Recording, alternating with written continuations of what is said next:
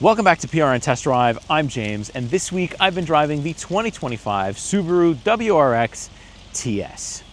Now, for those of you not in the know, TS stands for Tuned by STI. So for my folks out there that are big fans of the WRX STI, well, this is as close as you're going to get here in 2025. Now, what does TS actually give you? Well, the way I understand it is a suspension upgrade, so it does add adaptive dampers, which does significantly change the ride quality based on which drive mode you're in. Also, there is a slight steering change where, again, it's adaptable based on what drive mode you're in, and I actually notice a pretty big difference between the drive modes when I'm out on the road with this thing. We also get Brembo brakes here, which are making the WRX a little bit more track-oriented with all that added stopping power. You're also going to find that we get bigger wheels as well, and this only comes in a 6-speed manual transmission. All said and done, this vehicle is going to run you about $50,000 Canadian, which isn't necessarily on the cheap end, but it isn't on the astronomically overpriced end either. It's somewhere in the middle where some people will be able to afford it and others won't. But I feel like my generation of people, or at least the people that I've seen driving WRXs, it's more older generation than newer generation, but still it is a very usable, sporty and manual sedan, and I think that makes it very attractive to a lot of people. And also it has all-wheel drive, so you can drive this thing through every season, through any conditions. So it's a fun, sporty car that is for every season. And for somebody that lives in Canada with constantly changing weather and conditions, it's kind of cool not to have to park your sports car. Now, of course, this isn't my first time with the WRX. It's my second one. That's stupid to say that. All right. So of course, I'm going to take you through everything, as this isn't my first time driving a WRX, but it is my first time behind the wheel of the TS. I did the fully loaded version last time with the manual transmission, but the TS wasn't available. So now I get to kind of talk to you about what the difference is, and is it worth actually buying the fully upgraded TS version or just getting the other manual version that's available here? So let's take it on the road, but first, let me tell you a bit about it. So taking a look under the hood for the WRX TS, you get the 2.4-liter turbocharged boxer engine that's producing 271 horsepower and 258 pound-feet of torque, just like last year. No change for the special edition of the WRX, unfortunately. But we are paired with a 6-speed manual transmission and Subaru's symmetrical all-wheel drive system, which is really, really solid. So your sports car still absolutely eats the winter, and you can use it all year round. I think that is the biggest selling point here. All right, on the road now, 2025 Subaru WRX TS, manual transmission only. So we're pretty much at the end of the week here when I'm filming this driving segment. So I've gotten a chance to spend my entire time getting used to this manual transmission that, honestly, I can't say that it's for beginners because, well, there's no assist, there's no safety net. The only really big assist that I found to be a really big help in terms of manual transmission driving was the hill start assist. So it'll kind of hold the brake until you can get yourself going. But that's not to say that, you shouldn't try on it, because it is still a really fun manual. Let me put it into Sport Plus mode here, because let's give it some beams.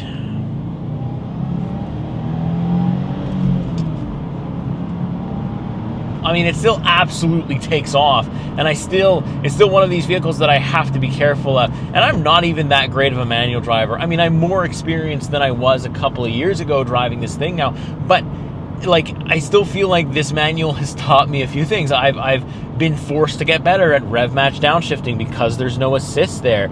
I've been forced to get better at trying to let the vehicle build boost and shifting at the right moments, different things like that. So as you get better, the driving kind of becomes more engaging and more fun in terms of the manual transmission. And yes, it's going to be a little daunting, a little difficult to learn on, I think, but it will kind of teach you good habits. It'll teach you how to properly downshift, how to properly shift up, because first and second gear in this car are pretty shaky, and kind of no matter what I did, different revs, different things like that, it was kind of always on and off. Sometimes it would be fine, and other times it's not. I think it's just a transmission thing, but the engine itself is really, really smooth, and it's got a decent little noise to it too. like I said, no problem catching slower traffic, passing slower traffic, you name it. You can still have a ton of fun with the stock power in here, although, again, there's no upgrade for our TS version. I really wish there was. I wish they maybe brought it to 300, or, you know, since we're kind of in the price of, you know, the Golf R, the Civic Type R, like, maybe give it some more juice to kind of compete in that market a little better in terms of overall power. But still, the all-wheel drive is very attractive here. The way that this thing is going to be in the winter, I think it's going to be a huge selling point. It is for somebody like me who's looking for a vehicle that I could drive all year round. You know, I don't necessarily want to park my vehicles halfway through the year. I want to drive them all year, especially if I'm spending 50 grand on it. I need access to it all the time. And so this being able to just eat the snow like WRXs are very famous for, like just Subaru brand in general is very famous for, is going to be a huge plus. So performance side, not that bad. It's still got that classic Subaru, and honestly, for like general daily driving, you're going to be completely fine. If you want to go on the track, you probably have to be a lot better than me to set a competitive time with this manual transmission. But you know, I'm sure there's folks out there that are very fast with a manual transmission and make this thing just absolutely a beast on the track. And, you know, I believe it with the Brembo brakes and stuff like that. I think you can definitely get it there. In terms of ride quality, it is pretty good. Even in Sport Plus mode, like the big bumps, obviously I'm going to feel them. These Recaro seats definitely don't help in that. They don't absorb anything. You do feel it all pretty much through your back. But whenever I have it in my custom mode, I have the adaptive dampers in comfort mode, which means that I, you know, do feel a difference. But I have my steering in sport mode, the engine in sport mode, so that way, like, I still get like the loaded up, really nice steering feel without, you know, getting tossed around or, you know, my back being absolutely rearranged by it. All right, let's do another rip here.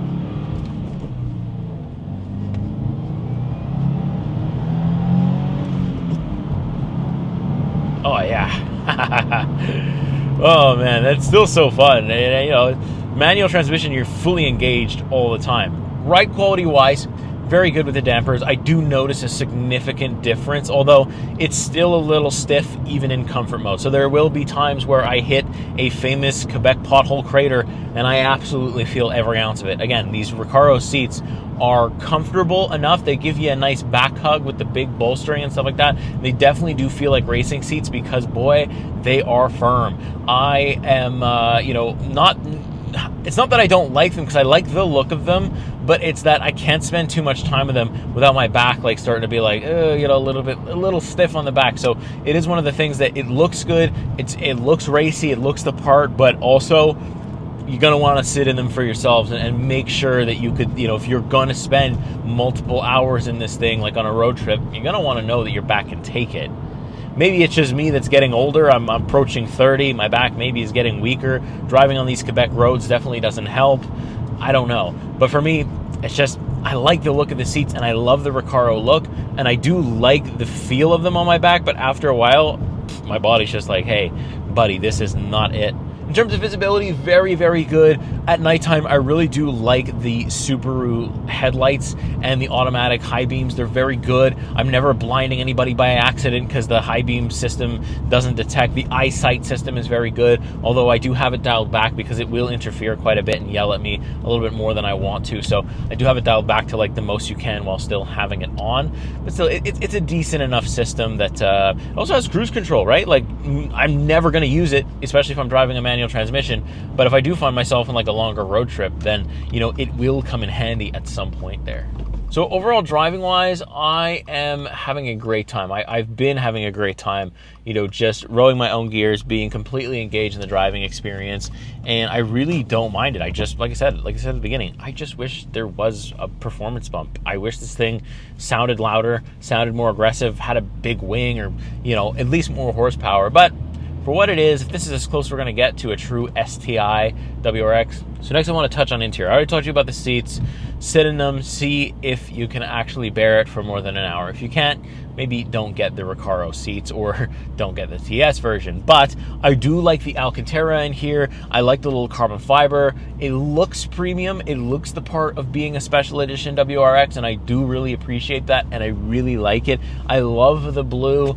I like the TS logo and the WRX logo built into the headrest. It looks very, very good. Very, very sporty, racy, whatever you want to call it.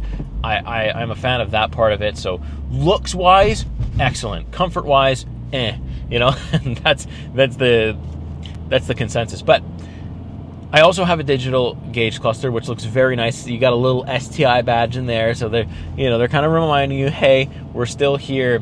Last year or 2 years ago, I think, when I did the WRX, I had a analog gauge cluster, which still looked good, but I prefer the digital, and you can kind of customize it a little bit in terms of what information you want to see. On the bottom left, it looks pretty good. It tells you what gear you're in, which for beginners is going to be very helpful. It also tells you what drive mode you're in, so Sport, Comfort, Sport Plus, or Custom, so you can kind of see on the fly what's going on. Of course, you can also change it to like a map theme or like an eyesight theme, so a more driver assistance theme, depending on your situation. So there is a couple of different options you can go through with the digital gauge cluster, and it's very fast, very responsive, and I do like the look of it this year. Big improvement there. I think it's a welcome change, at least for me anyways.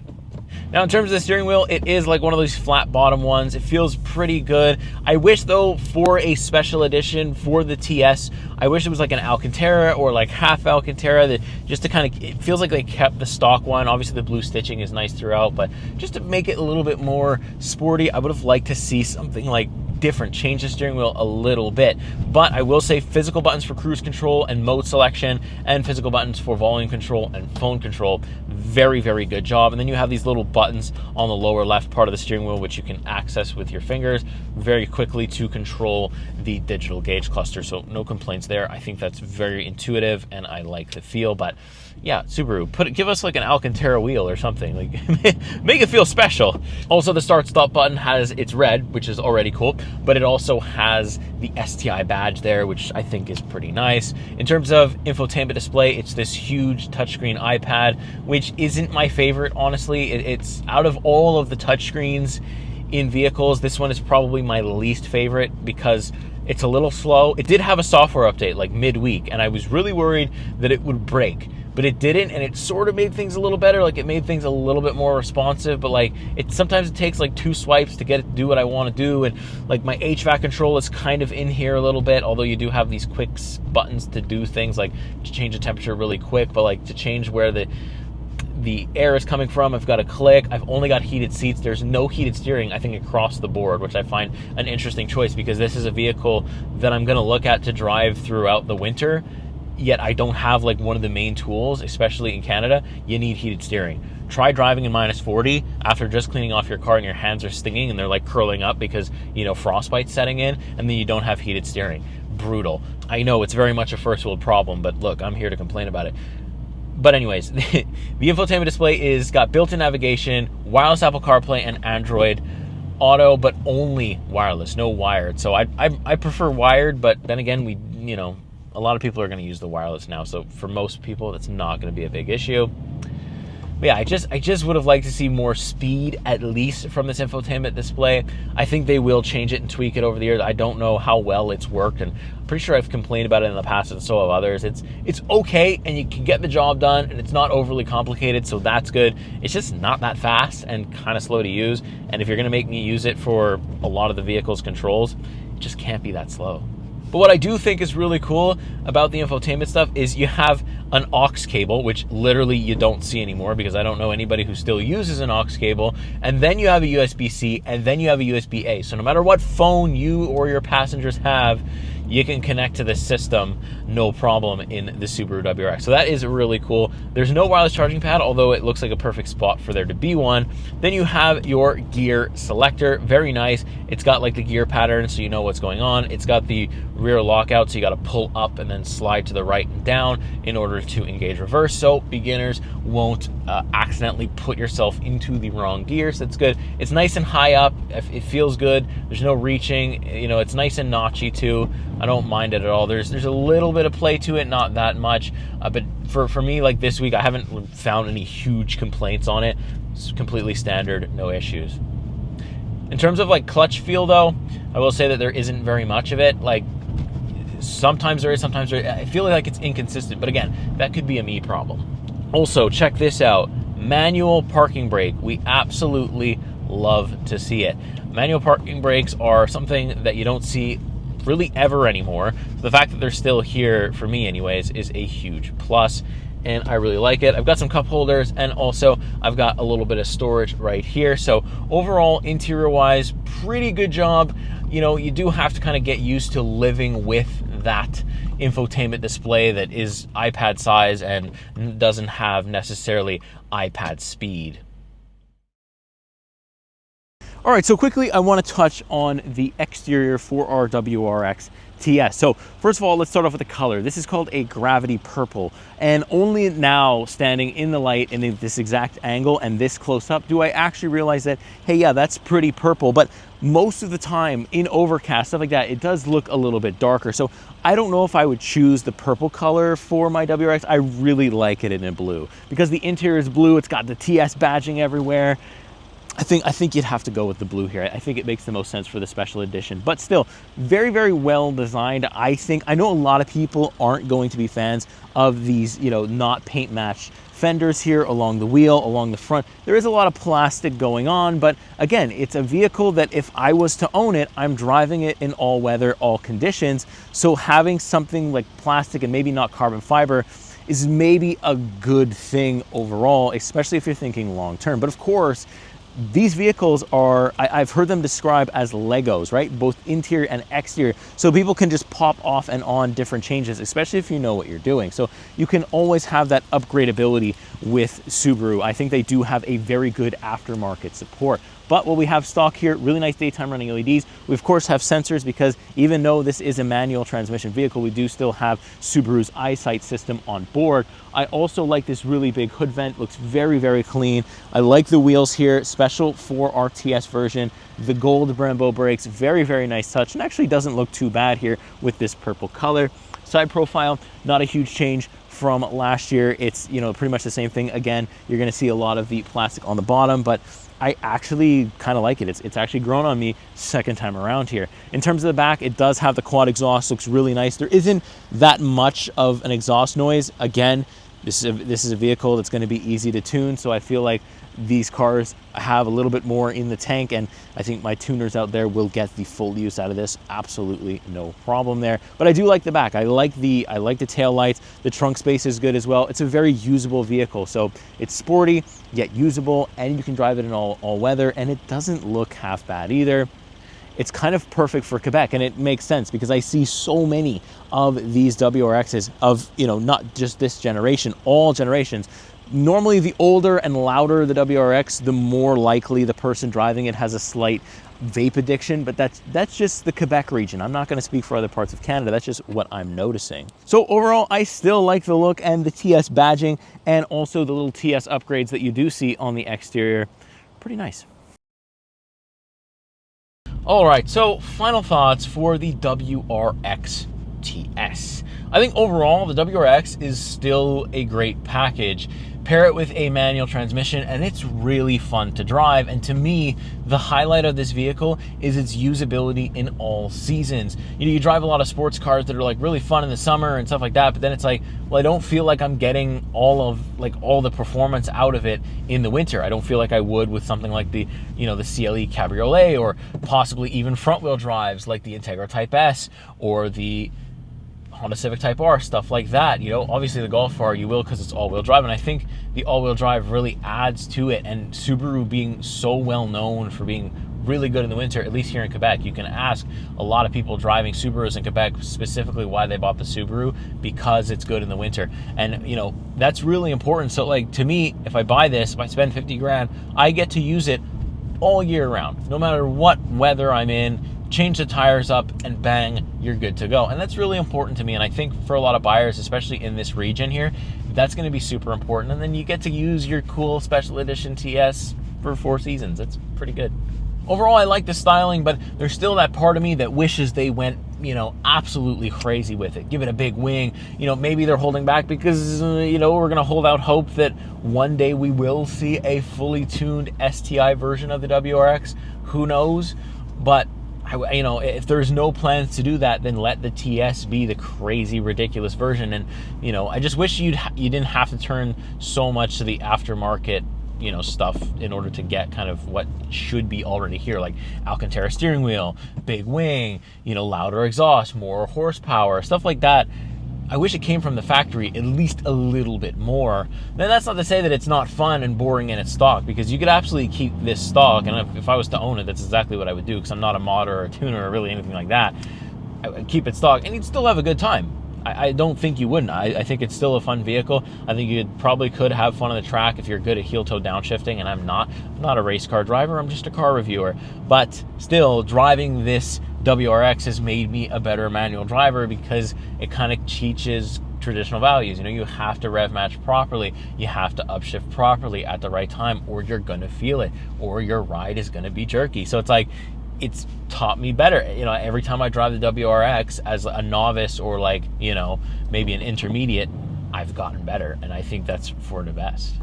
Interior wise, like I said before, we are pretty solid, although, you know, I wish there was a little bit more speed from this iPad-like infotainment display. Love the digital gauge cluster, love the blue accents. I like the Recaros. They're just not comfortable after a while. Maybe that's the reality of owning Recaros and the trade-off. That could be it. But yeah, I don't know. I feel like I probably would, just because of the seats, I probably would have to not get the TS, because I need to spend more than an hour without my back starting to be like, okay, we got to get up and get out of here. So that is one of those things too. But overall, love the interior design. I think it looks really good. The Recaros, like I said, look good. That's going to do it for my thoughts, but as always, I want to hear yours. What do you think about the color? What do you think about the exterior spec?